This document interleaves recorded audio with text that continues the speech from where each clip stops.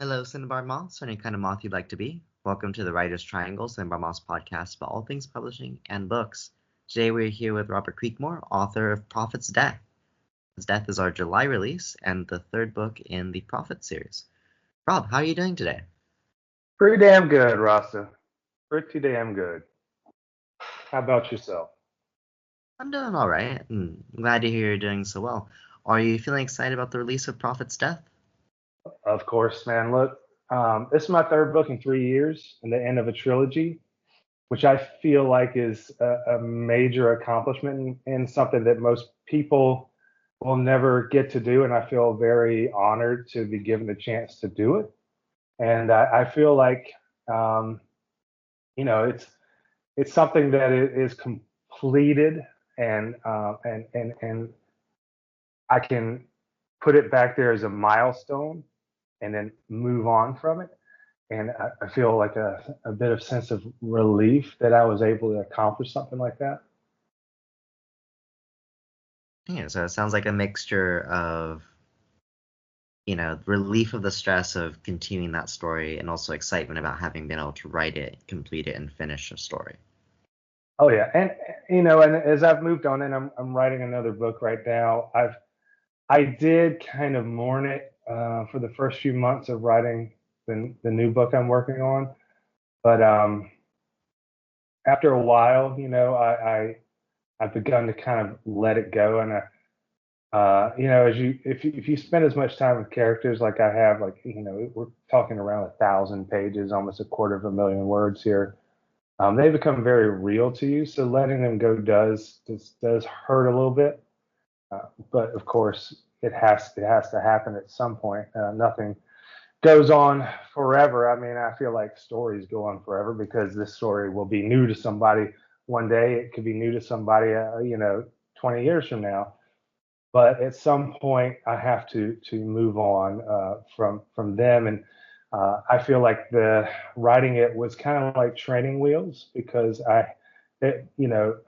Naomi was my first really big, well-developed protagonist, and in those first few months of my new book, I did feel like a kid whose parent had been pushing the bike, and holding it behind them, and then let it go without telling them, when they were learning to ride a bike, and didn't realize I was riding by myself for a little bit, and got a little, I got a little scared there for a minute. I'm like, I'm not going to be able to do this. I'm so used to writing these characters, I'll never be able to do. And of course, it's hard work, but you kind of move past it. It doesn't magically happen. You have to put yourself, in the seat and at the with the pen or at the keyboard and push forward. Yeah, it makes a lot of sense of the when you talk about the idea of mourning, writing the story of these characters. That's something that I hadn't actually considered about the fact that you're not continuing the story that you spent now 3 years more than actually Yeah. connected with, right? Well, the first book, Prophet's Debt, didn't start out as Prophet's Debt, and goes back to 2014. I got out of I don't care. I got out of a psychiatric hospital. I had a bit of a mental breakdown. I I kind of while that was going on before I ended up in there, I frantically wrote a science fiction book that isn't out there. It was terrible, um, and I was supposed to do some kind of journaling, and I didn't really enjoy that. So I was like, I've written a book. I'll just write another book and then give it the themes to help me kind of deal with some of the stuff that it was trauma for me, and it continued and just kind of progressed from there, and eventually over the years morphed into what is Prophet's Debt. And there was when I did the rewrite for publication, I really feel like that's when I came into my own as a writer. But it was a kind of a master class and having an expectation from a publisher and going back and doing a meta-analysis of your own work and trying to figure out what worked and what didn't, and bringing it all together into a cohesive piece of fiction that was greater than the skeleton of it. And the name changed, and the theme remained the same, and but the structure changed, and I think that the writing was better. And that's really where I feel like I became a real writer, was at the completion of that first book. And that's why I feel like, because of that, I've been able to go on and write 2 books in 2 years afterward. And in fact, I'll have another book next year, the one I'm writing now. So I don't know. My goal is to write a book a year until I can't. And I feel like that's probably not something that's going to happen. I think that there will be years where maybe like the book kind of kind of stifles me, and I'm like, okay, maybe I'll take 2 years, or maybe I want to write a book that's 100,000, 150,000 words. Who knows? I don't know. I don't have anything planned like that right now. The 2 books I have planned right now are, relatively the same length, about 300, 350 pages. I find that to be a really great place for a book. Uh, I love a long book. I just finished reading it again, but I look at the mid 20th century science fiction that I like Kurt Vonnegut, and um, that's around where his work was, and that's around where a lot of the work at that time was. And I feel like that's something you could sit down and read in a day, if you wanted to, or it would take no more than a few days or a week to read it if you read a little bit a day, as opposed to King, where his books are 400, 500,000 words long. And holy crap, it took me, you know, took me a month to read that book. It's long, and it's the second time I've read it, but I hadn't read it since I was a kid. And what was really weird is going back through and not having read it since I was, I don't know, about 10, 11, and is seeing that, wow, this did actually kind of have a bit of an influence, because there is a scene in it that I look at Prophet's death, and it's like, oh, I mean, I didn't mean to do it, but I see where subconsciously from 3 decades ago, this kind of came out of my work, Oh yeah, and that, right. yeah, it was even the same kind of knife. Just like, wow, I didn't even realize I did that. But that happens, and you absorb other people's work, especially as you grow up, and you admire those people, and you kind of take what they did and you process it, and try to make something original. I mean, it's just a shadow of what that was. What I did is so different now. You wouldn't notice if I didn't explain it, and like I didn't even realize it. So it was really kind of awesome that I just actually happened to read that book. Right. Um, there's a new television show coming out that's, Welcome to Derry, and I really wanted to read the book again before that show came out. That's why I read it. So So, I it mean, sounds to me like you're very excited.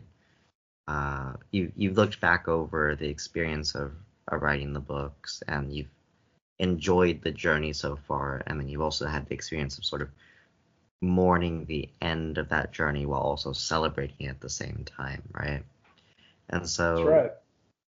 and so with that, I want to say that I relate to the, taking things from media that you've consumed before and then realizing later, hey, wait a minute. Because even with my own book with Pixies in the Mist, I look at some of the design choices that I made and some of the ideas that I had, and I went, wait a minute.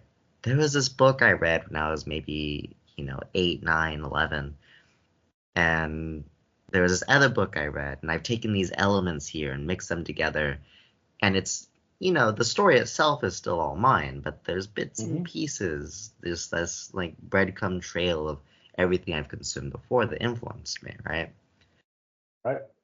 I mean, no And, art is original, and oh that's yeah. fine. Um, I And mean, so I want to ask you a little bit though about yeah. for you when it comes to Prophet's debt, prophets, and like the entire prophet series actually, and that journey, right? Can you talk a little bit about your relationship with the characters and how that might have evolved over that time? Uh, hmm. Let me think about it. Well, okay. There's there's a little bit of me in every character that, well, not every character, every protagonist. Like there's none of me in the the antagonists. Those are based on my experiences in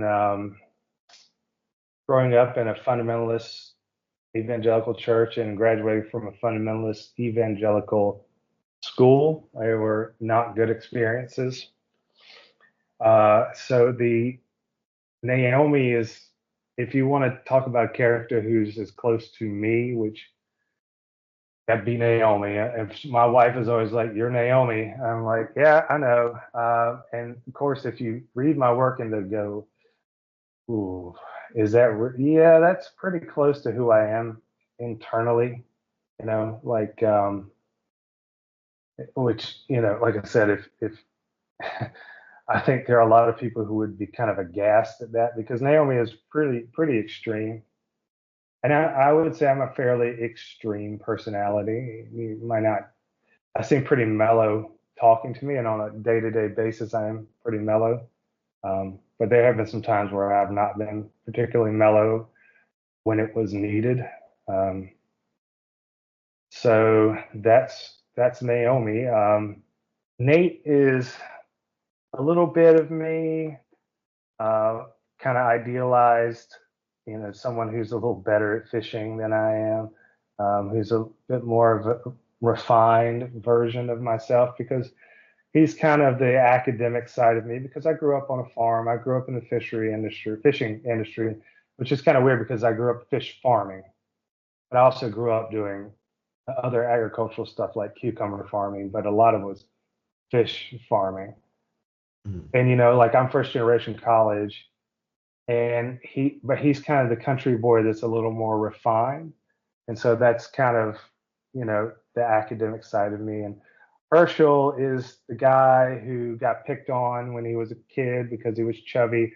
I was really skinny and started working out, and I have a very rigorous exercise training regimen, hand-to-hand combat training, all that kind of stuff that I do on a regular basis. And that's kind of that part of me. And also the kind of guy he's an investor. And I did stats, in school. And it's kind of that part of me that likes a discrete answer to things. And he likes kind of a discrete answer to things. And he's also a car guy, which I am too. I work on and build like rebuild suspensions on four-wheel drive vehicles, rebuild engines. I have two cars that they are my personal vehicles that I work on fairly regularly, which is off-road vehicle, and I have a really rare Italian Roadster. That's my everyday driver. Which it's kind of thing. If you want to have an everyday driver that's that kind of car, you better know how to work on it. Um, and so, that's like if I didn't, I would have like a Toyota. Um, but I feel like life is too short to drive a boring car for me because I know how to do stuff. So that's that part of him, and that's part of me. Rebecca is kind of like Naomi without the abilities. She has similar experiences, a little less extreme, kind of based her on a friend of mine. My friend, who is a really big fan of my work, in fact, read my work before it was Prophet Step, read the original manuscript, then read the new one. She's like, when she finished Prophet's Lamentation, she's like, "Is this supposed to be based on me?" I was like, "Yeah, it is." Let's see, who else is there? Zeke is not based on me. Zeke is the idealized father I wish I'd had. I mean, that's um, my dad is not a bad man, but we don't we don't relate in any kind of way that's actionable. I don't understand him. He doesn't understand me. Right. We don't have a very good relationship. It's not terrible, but it's not great. Who else is there? Diane is kind of based on my aunt who died of cancer, and then also on another woman that I knew who's a mother of a friend of mine. Let's see, who else? I just kind of think, are there any more protagonists that I'm not talking about? Tiffany is a little bit more like my wife, but not exactly.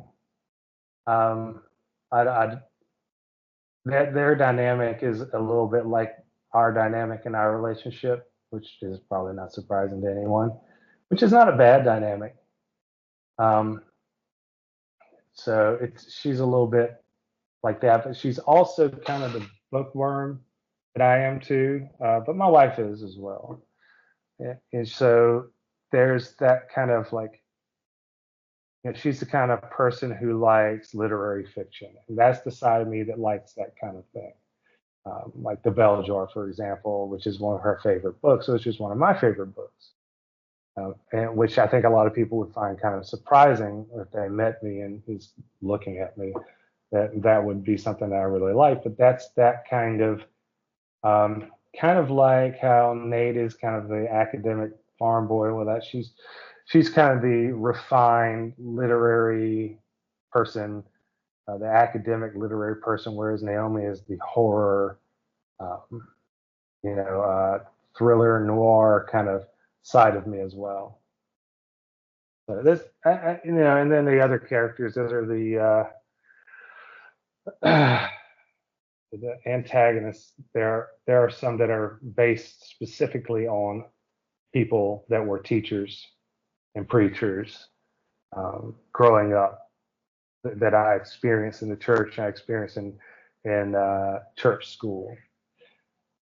It was, like I said, not pleasant. It's kind of my way of dealing with all of that. Right. So it sounds like you took a lot of inspiration from people that you've known throughout your life, as well as inspiration from your own experiences with both positive and negative, and also reflection on yourself to kind of draw out different aspects to tease into and weave into parts of the nature of each of the characters.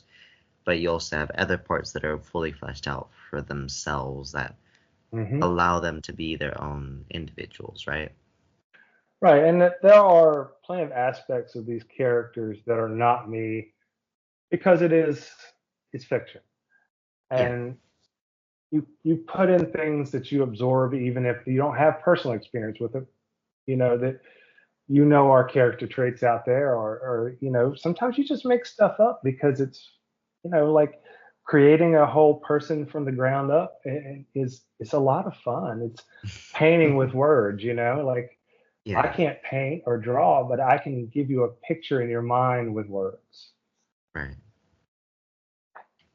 I definitely understand that, and I've enjoyed making characters even before I started writing actual books, right? Hmm. And writing stories. There's, I imagine you probably have a similar experience when you're young, coming up with ideas for personalities and characters and having them in your head, as well as reading them, as you mentioned, reading when you're younger and having that exposure to that concept and developing worlds and ideas and just really refining and expanding your imagination in a lot of ways while also confining it to a specific thing at the same time.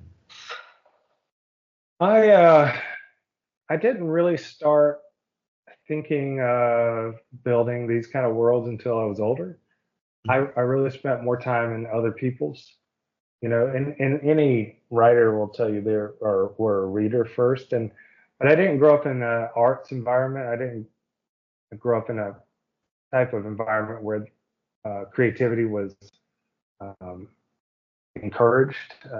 It was a Right. stifling environment, so I actually didn't start. in this path until I was in my 30s. Mm, I'm 44 now. Same as Naomi. okay, and so with that, right, you've mentioned that when it came to Prophet's Debt, that you had inspiration from, you know, writing out some of your experiences with the that you've had in your life, but then the stories developed beyond the scope of just Prophet's Debt, right? Hmm. It has two more books after it, and it revolves around Naomi, it revolves around her found family, it revolves around these different people. What inspired the continuation of the story? What inspired the overall story for you? um, the initial story, of course, was personal. Mhm. Uh, and so, um, Prophet's Debt itself is a personal story, a hero's journey, and it's confined to, Naomi and her immediate family.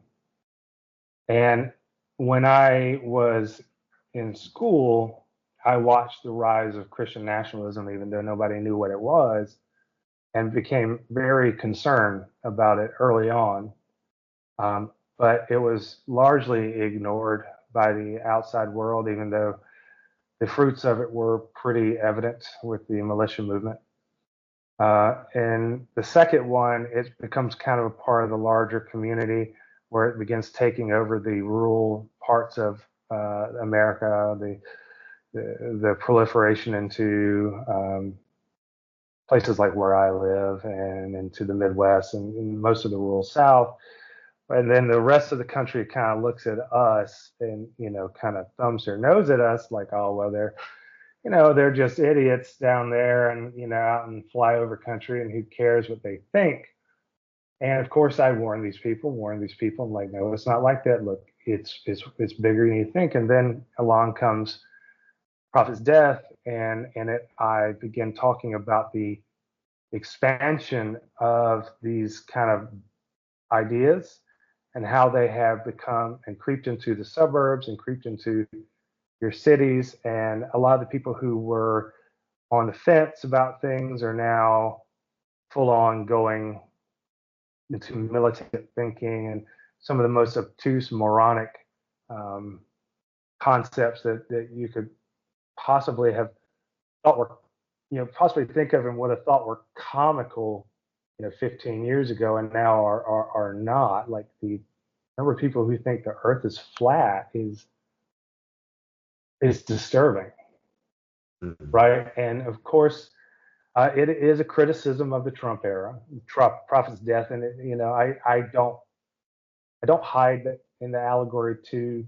It doesn't hit you over the head too much, but it's obvious. I am making a critical commentary on the bamboozlement that kind of comes in the wake of Christian nationalism and how it has formed this cocktail of toxicity and hatred that fuels this grievance filled uh, and often call for violence, and we have seen it come into fruition as violence, like on January 6th, for example.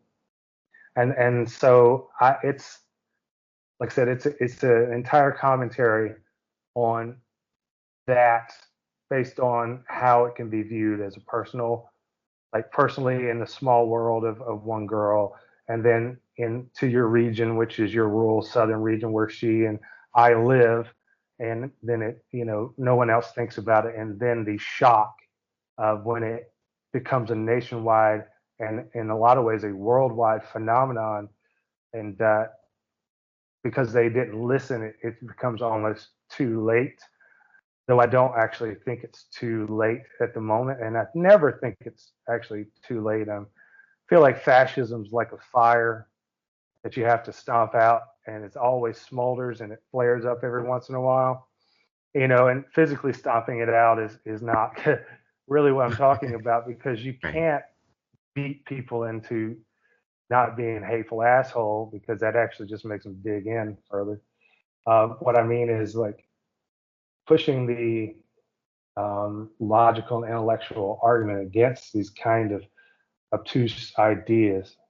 And I feel like a lot of that for me growing up was done through literature, and the ideas that I was given growing up in rural South where I had no exposure to anything else were countered only by the library and the books that I read as a kid. And that's kind of what I'm doing now. And it's part of the reason I was really adamant about getting it all done in this span of time so that Prophet's Death could come out before the 2024 presidential election. Um, and I think it's an important point in time for it to come on to the scene.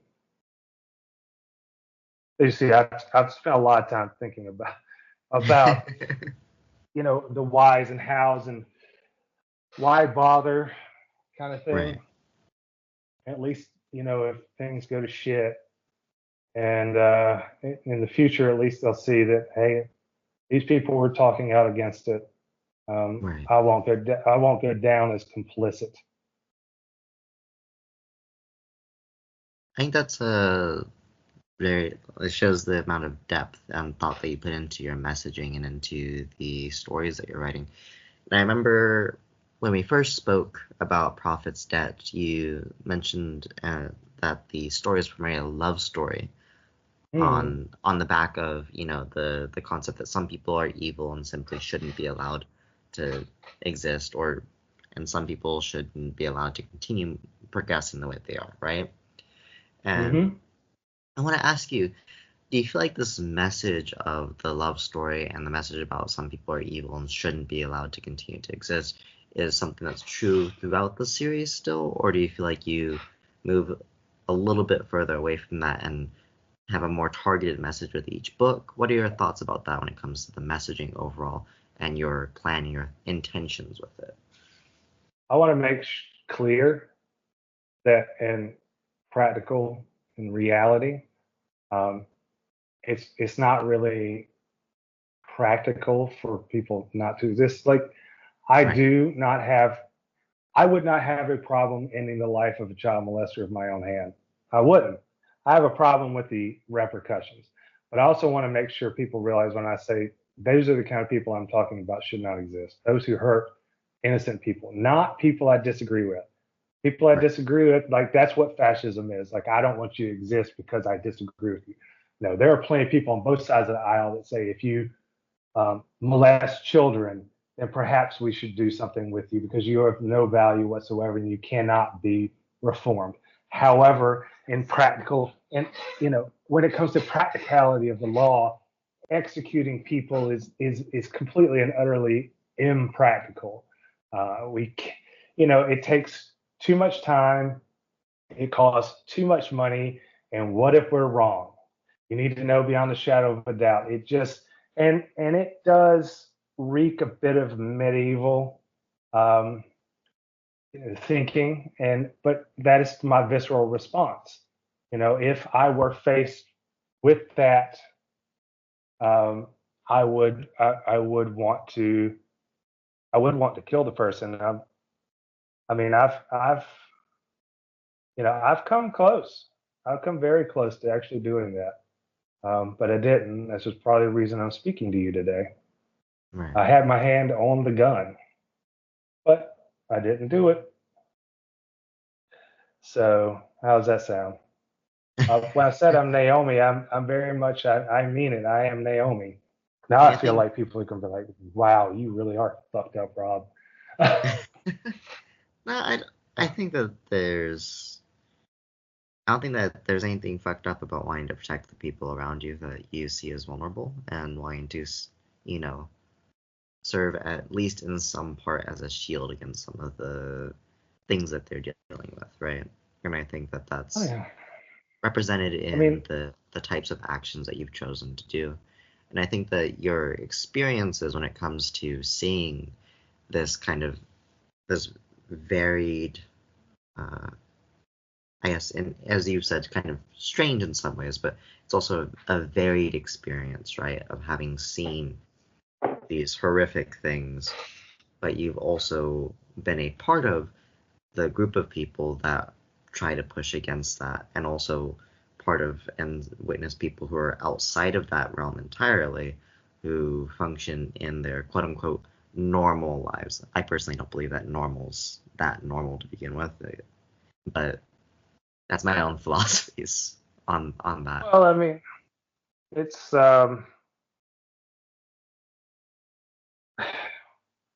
what human life was like up until very recently was far different before the Industrial Revolution, and even before the Agricultural Revolution.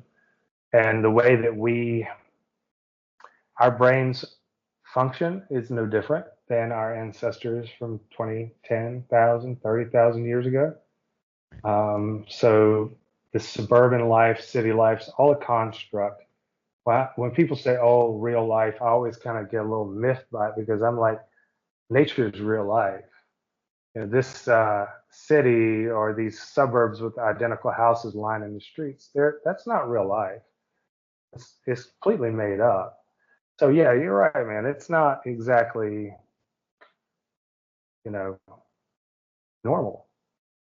I feel more normal when I'm going through the woods and hiking, and just like when I was living out in the Appalachian Mountains, it felt clearer, Right. and the obsession with technology that I unfortunately have, just like everyone, was abated. TV, what's that? I don't know. I don't watch it. I'm too busy trying to survive. Right. Trying to chop wood and feed myself.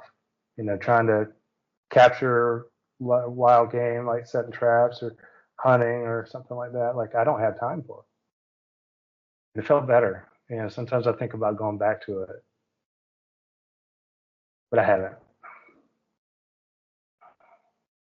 And so that with the storied experience that you've had in your life, right?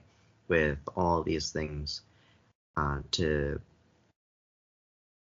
when we look at the depth of that experience, did you find that it helped make things easier when it came to writing the story of the Prophets trilogy, with balancing kind of the lightness that is the love that was shared between Naomi's family and friends against the harsher nature and the cruel nature often of the cult, that and their behavior and their actions throughout the series, and balancing kind of that uh, the positivity found within their support of each other versus the severity of the things that they had to come up against. What I tell people is that I write dark, at least in this series, and I mean, the current novel I'm working on is also dark in a very different way. Mhm. Uh, and I write that way because when I show you the light, it shines much brighter. It's like being underground in a cavern for hours in complete darkness, coming out into the noonday sun. It would seem much brighter to you than it would if you were just standing out in noonday sun for an hour. That's true. So that's part of the reason I do it that way. And because evil is very real. There's very real evil in this world, and there is little we can do to abate it personally, other than speak up against it, and which is what I consider my books. But I also, people always ask me why do I write, and I'll say, well, and I've probably said this before, and anybody's probably heard an interview, I've probably said this on our interview before, is to piss off all the right people. But the other side of it is to, yeah, I've probably said it before, but the other side is to comfort the people that they would like to crush, to let them know Right. they're not alone, right? And so that's a big part of it. Um, so as far as like writing that varied um, set of characters, I do it as a balance, um, and and, um, and as a real as a I won't say realistic. I mean, sometimes it is realistic demonstration of evil. It is. I've been told that it's Tarantino-esque, and I can see that, which is, I suppose, a compliment on their part. Um, so it is a little over the top sometimes, but life in itself is often pretty mundane day to day. Fiction doesn't have to be. Right. And I think personally, from someone who's, I've continued to read your writing as we've received it, and I've experienced the stories as you've written them. I do find your writing to be very powerful, and I do have that experience of, man, that was some shit, and then Yeah. that relief from that tension a bit with some of the calmer moments that you do have in the story, because it's not all tension. You do cut the No, tension at no. times. It is not all dark, as you mentioned. You do have those moments of light, and they do shine very brightly. And I think that you do a very wonderful job, from my personal experience as a reader, of really taking advantage of that contrast in a beautiful way. I appreciate that, Rasta. I try to show why they fight. Yeah. They fight for their family. They fight for people who are innocent. And if I don't show them relating to each other in a way that everyone does with their loved ones, and loved ones doesn't necessarily mean your family, Right. biological family. In the situations, the only people that are biologically related are Diane and her son. Uh, and so when I show that, I want people to know that's why they're fighting. The first chapter of Prophet's Debt, when they're really starting to kind of realize as teenagers that they're in love, I show you what was taken. I show you the first chapter in all of these books that are considered so dark is actually kind of light, and I would say romantic in a way. And I intended that to be the case until the very end of the chapter. But even then, you see rage at someone trying to take what they have, Right. um, and that echoes throughout the entirety of the series. And I mean, and I will tell people that I like a happy ending. So while this all this stuff is very dark, I don't write 1,000 pages and take to and hurt you at the end. I don't, and I know that's probably a no saying as a writer, but there's too much terrible in the real world for fiction to end hurtfully. I don't want you to invest that time and then at the end be sad. But Mhm. there's some sad, but bittersweet sad. And that's what I would prefer real life to be, but of course it can't be. So these are our escapes, into our wishing world. Right. I definitely do feel like the stories that you've written across these three books do have that sense of, like, there are a lot of dark things explored, and there are a lot of dark topics that are touched upon and brought forward, but there's never, I've not felt as I read through it, a sense of, wow, you stab me in the heart and you just leave it there. It's Mm, always, this pulled at my heartstrings, but then afterwards, like, I'm recovered and I'm brought back from wherever that headspace was. And I think that there's a very well done drawing forward and drawing back that you do. And I I want to ask appreciate you a that. little bit to follow up on that with the writing, right? As you've written it and as you've delved into these topics, you've delved into having these messages explored and everything. Do you feel like your written voice has changed since you started the series? Do you feel like there's been much of a change in that?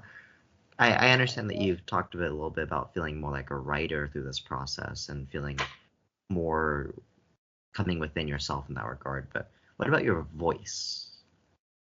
Well, I will say I feel like my prose has improved throughout the trilogy, though I believe there is enough consistency that most people wouldn't notice it. It's just a me thing.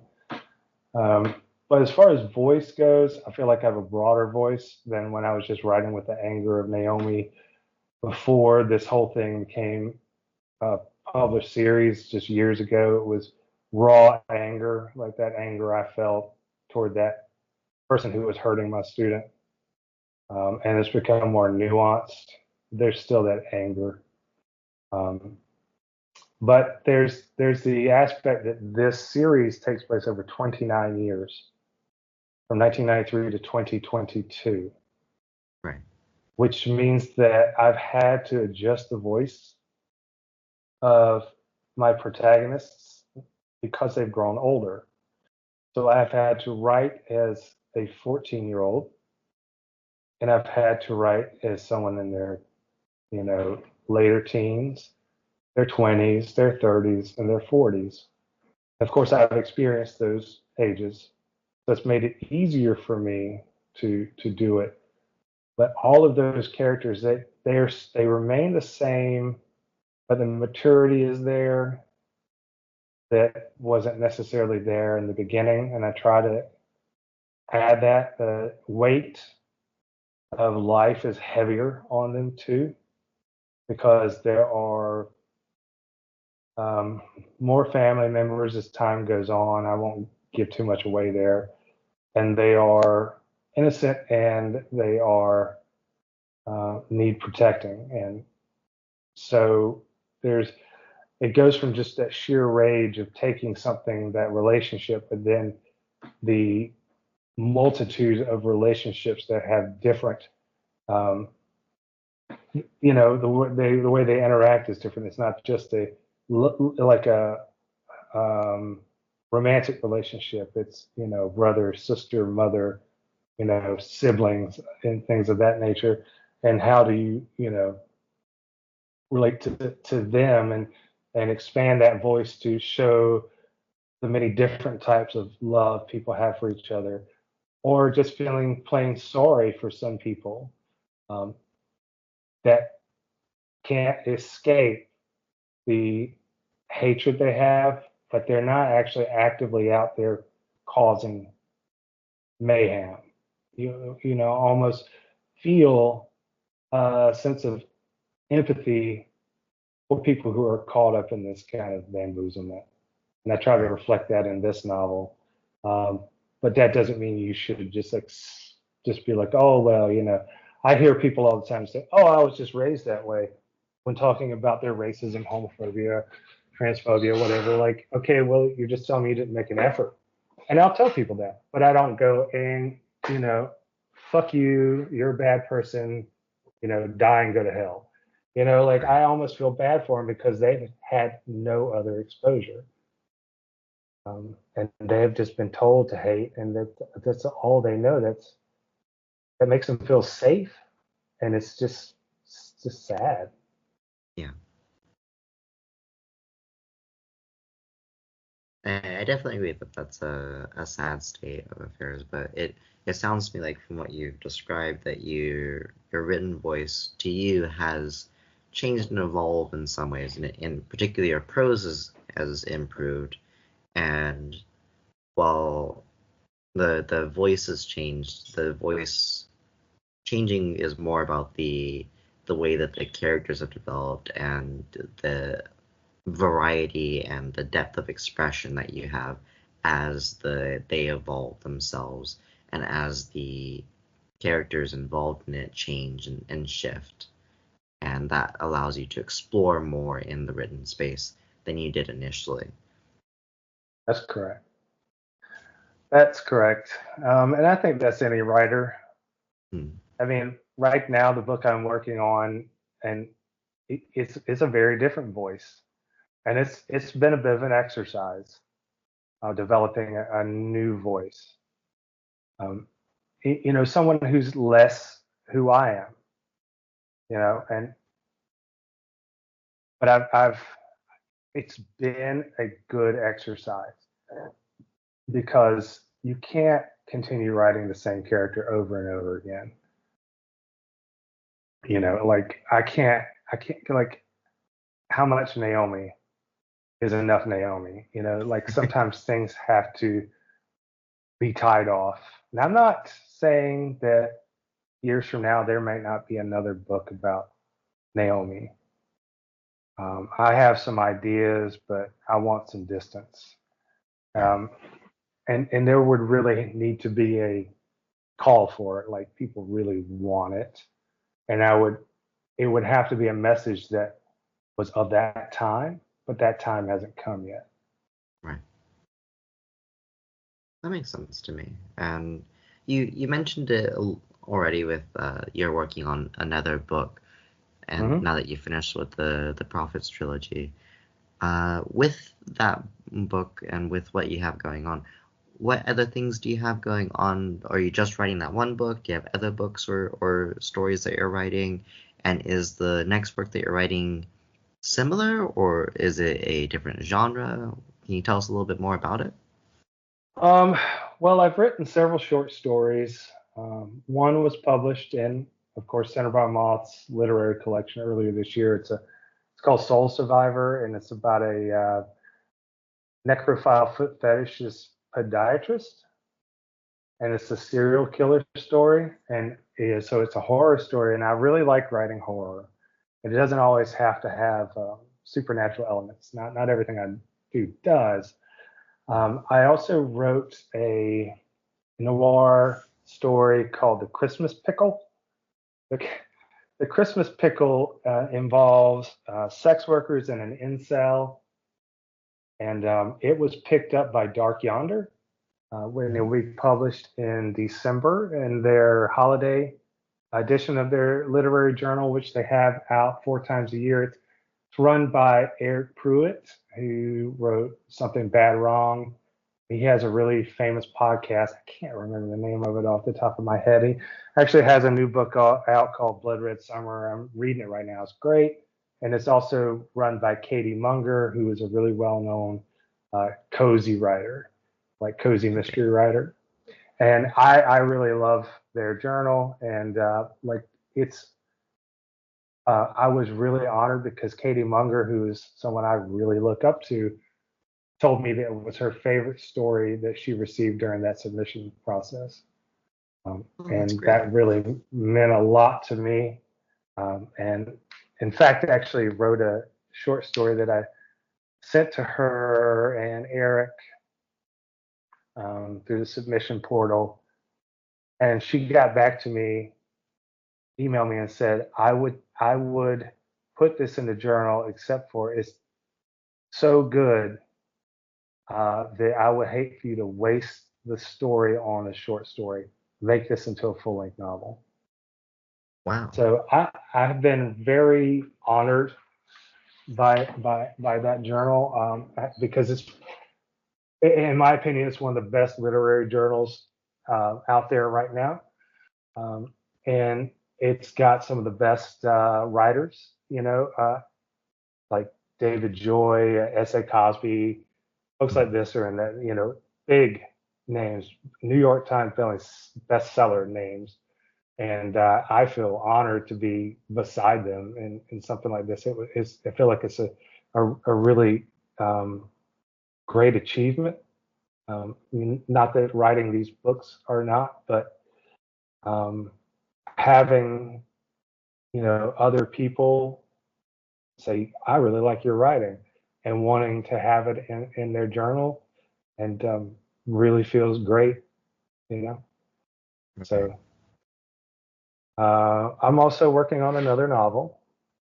The novel is called Diary of Attrition, and it is a literary fiction novel, which, of course, there's always the what is literary fiction question, and there's always this kind of man between genre fiction and literary fiction. To me, genre fiction supposedly is plot driven, whereas literary fiction is more character driven. I don't know if that's true. Sometimes I feel like it's do the academics, snooty academics like it. It's tough to say. I have a friend who's a fairly well-known literary fiction writer, and I have friends who are fairly well-known genre fiction writers. They don't have a fucking problem when they read each other's work. It's the people who read the work and it's like a sports team. When writers are almost always on the same team. Yeah. And like I think people don't realize that. Look at the size of the libraries and bookstores. They need lots of stuff to go on those shelves. They need lots of books. We're not competing with each other for space. There's plenty of space. Oh Um, yeah. so the thing is, like, I love mid 20th century literary fiction, and then I really like The Bell Jar, which like I think I said earlier, is one of my favorite books. Um, and one of the problems I have with 20th century literary fiction, especially coming of age stories, which is what this is that it is about young, affluent people in large cities, typically New York, right? Well, people exist outside of affluence and outside of large cities. So why can't I write a book about a young woman's descent into madness and despair and then her redemption? Why can't she be a poor girl from rural North Carolina? Mm. There's no reason that it can't be the case. So what I've done is I have tried to write of course, I'm not writing the Bell Jar, obviously, but I'm trying to write it with that inspiration, with that like Franny and Zoe, with that like uh,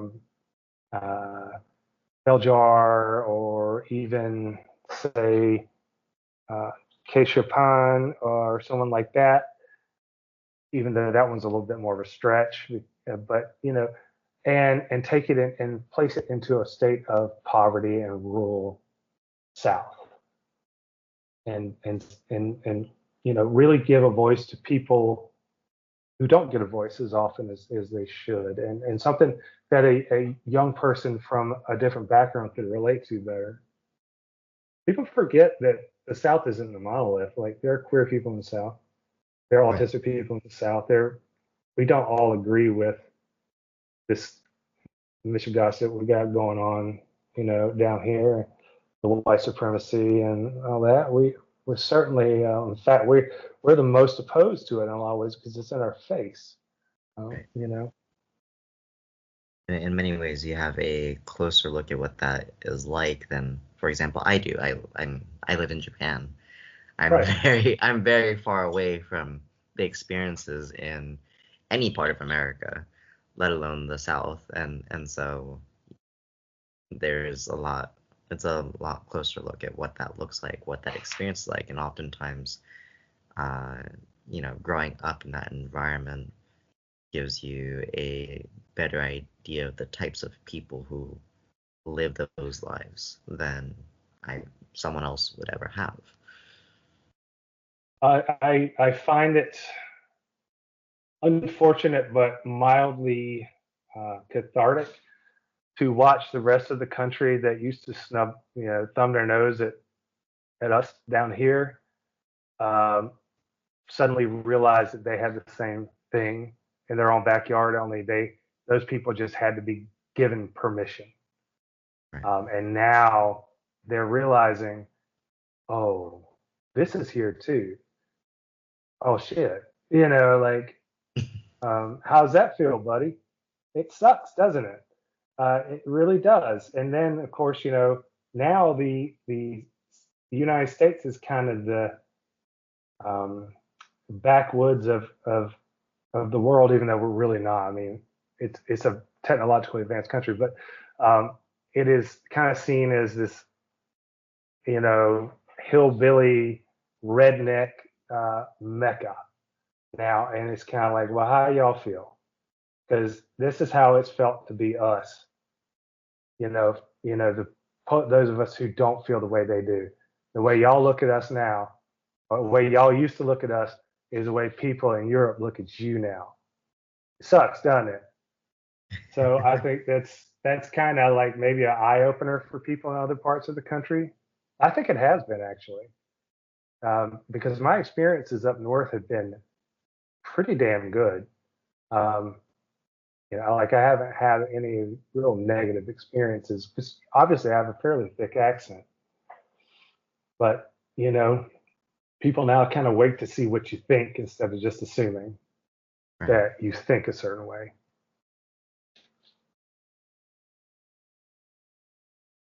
Yeah, I think that makes a lot of sense with kind of the cultural shift and the eye-opening experience that cultural shift brings with it, and then tying that into the writing of the new novel and using your experiences and your knowledge to be able to enrich and enliven that in a way that allows it to stand on its own in terms of its setting, but Mm-hmm. still also fit in with the overall, I guess, type of story that you're writing, right?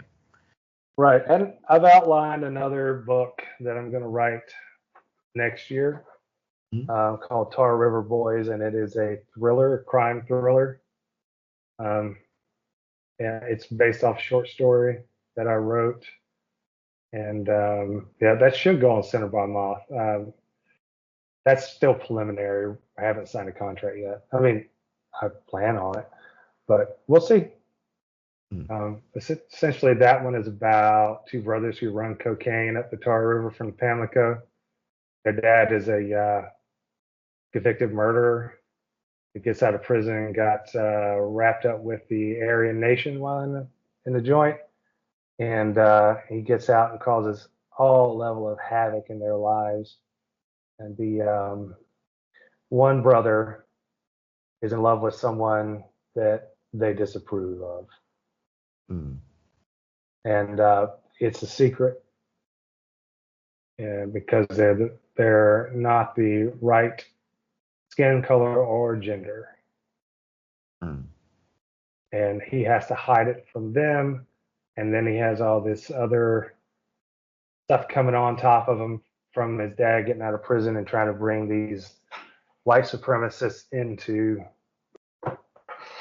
um, into their business, Right. and they barely know him. And it's a thriller. There's no this is not supernatural, but this is a pure thriller, and I'm hoping that people enjoy it. Of course, I always hope people enjoy my work.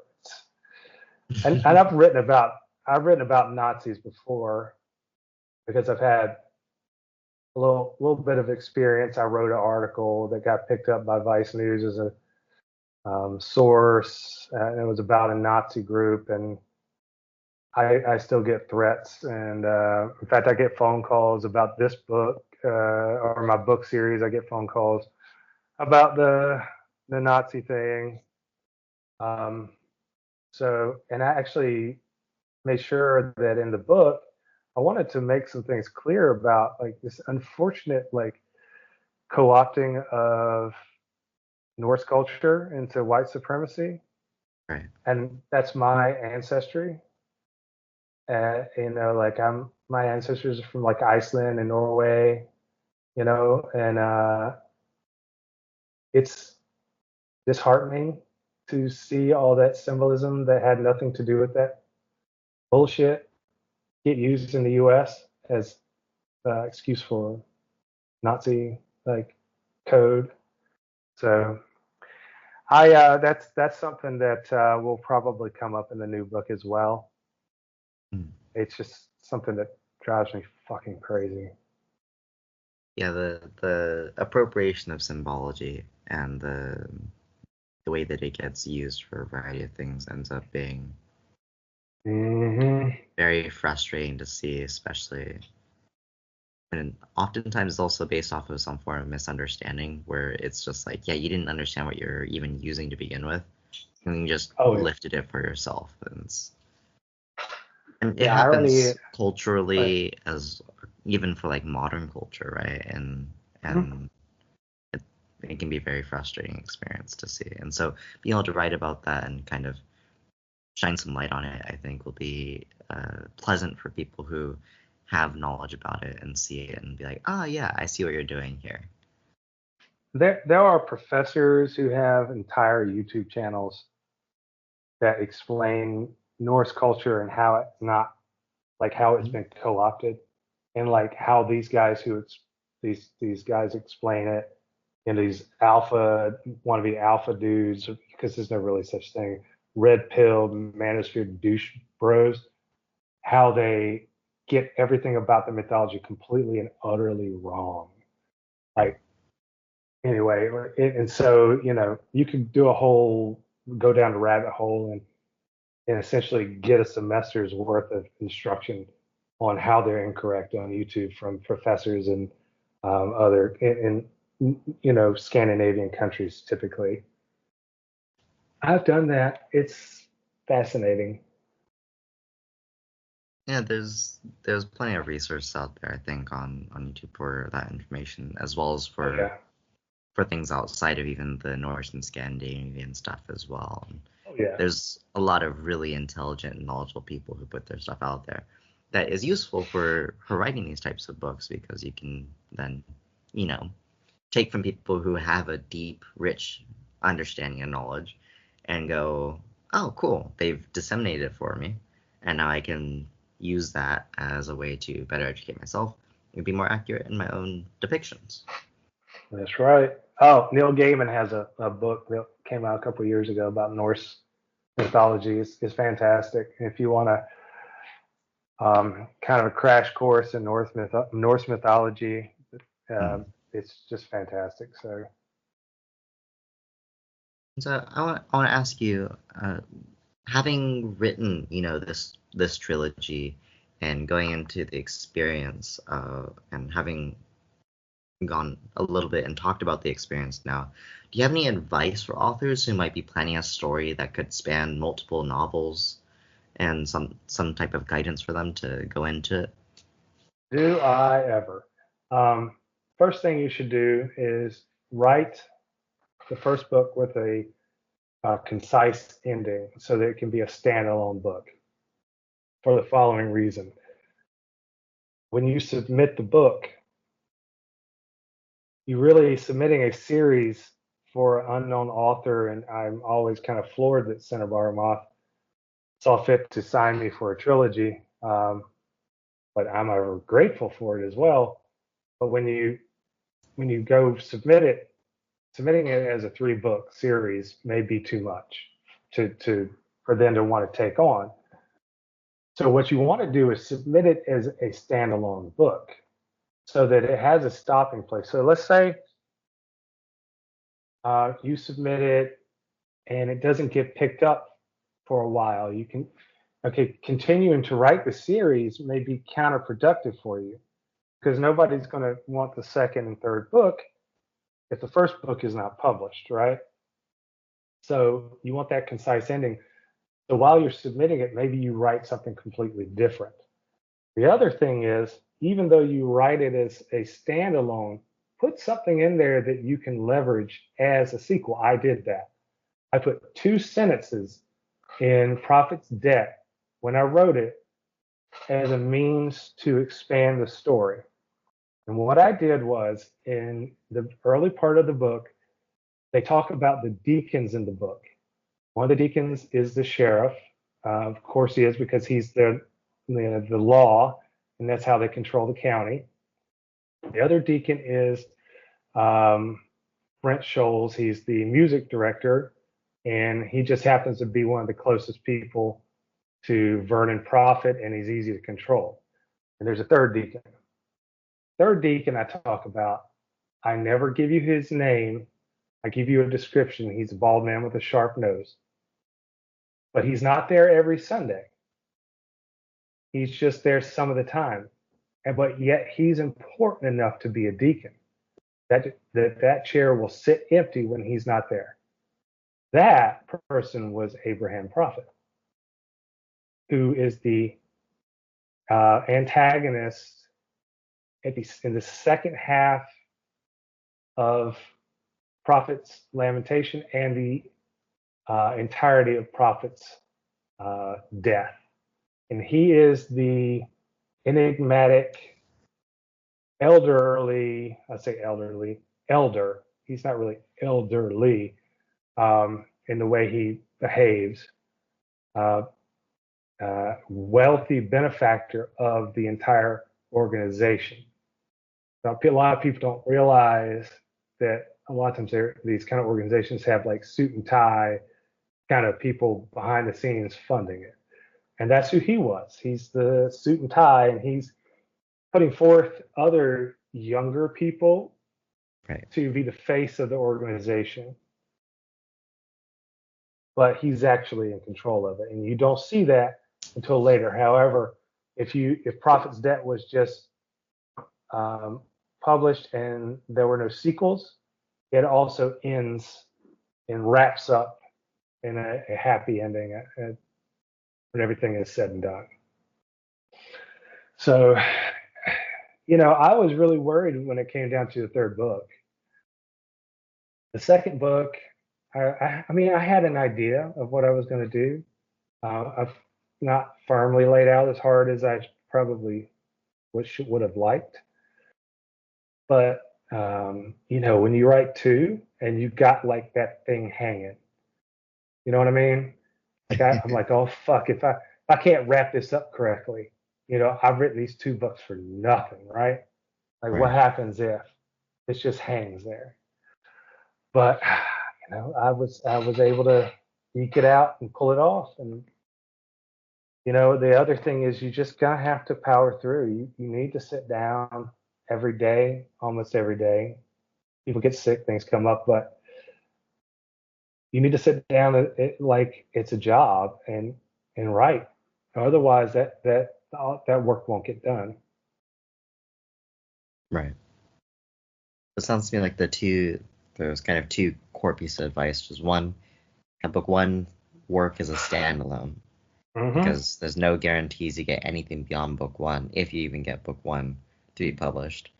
And then two, to understand that it's going to take quite a bit of commitment on your part, and you got to work through it Mm-hmm. to finish out the multiple stories and to really wrap it up neatly at the end.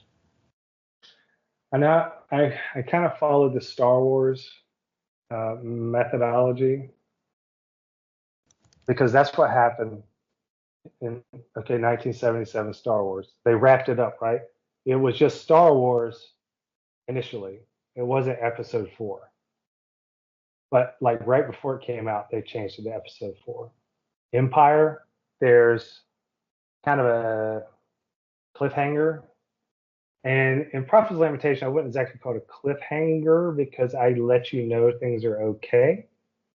But there's unfinished, but obviously going to get finished business.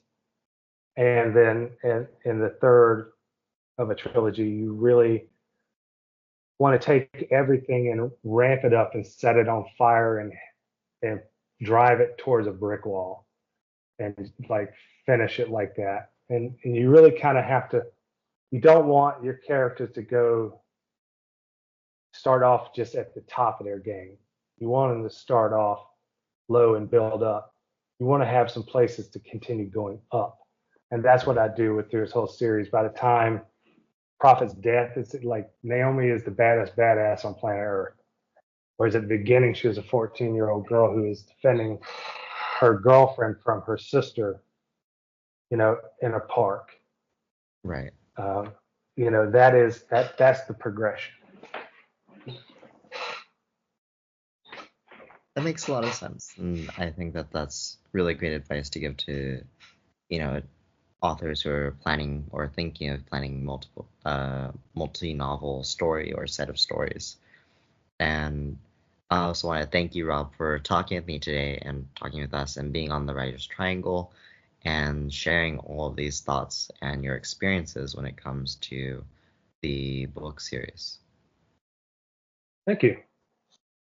And for everybody, all of our beautiful moms listening, thank you for listening. Be sure to buy Prophet's Death coming up this upcoming Tuesday.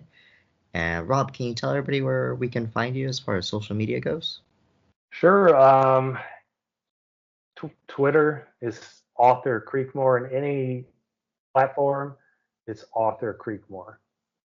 So Facebook, although I think it's private because I kind of have my writer friends on Facebook that it's kind of insulated and we talk.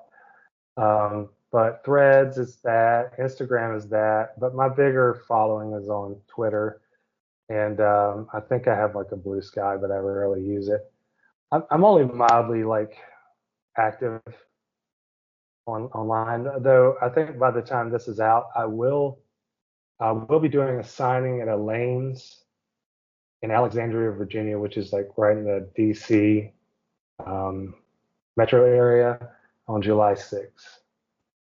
Before that, I don't know if this will be out or not. I'll be at Looking Glass Lounge on the 26th in DC. And I'll also be doing Noir at the Bar here in Eastern North Carolina on the 29th. I've got some other things going. See, on August 10th, I'm doing a In Conversation with J.G. Heatherton at City Lights Books in Sylva, North Carolina. And I've got some library stuff coming up, and I don't have firm dates for them. One where I'm giving a talk about the writing process. So, but if you really want to find me, all you have to do is put my name into Google, and I have like a Google panel that comes up, and it'll tell you all about me, and it'll show you all my um, socials and probably schedules for things like this. Okay, So wonderful. I'm not hard to find. That's part of the reason I get shitty phone calls and emails. Yeah, but thank you for sharing with us. This episode is coming out on the 29th, so some of those events will unfortunately have passed by the time you all listen to this for our wonderful moths. But for the other events, you'll be able to look forward to those, and you'll also be able to find Robert on all these social media. And be sure to visit silvermoth.com to check out the transcripts, and we'll also have the links to Rob's social media. Rob, thank you for talking with me today. It's been a wonderful time as always, and it's been great. Thank you, Rasta. And for everybody listening, bye bye.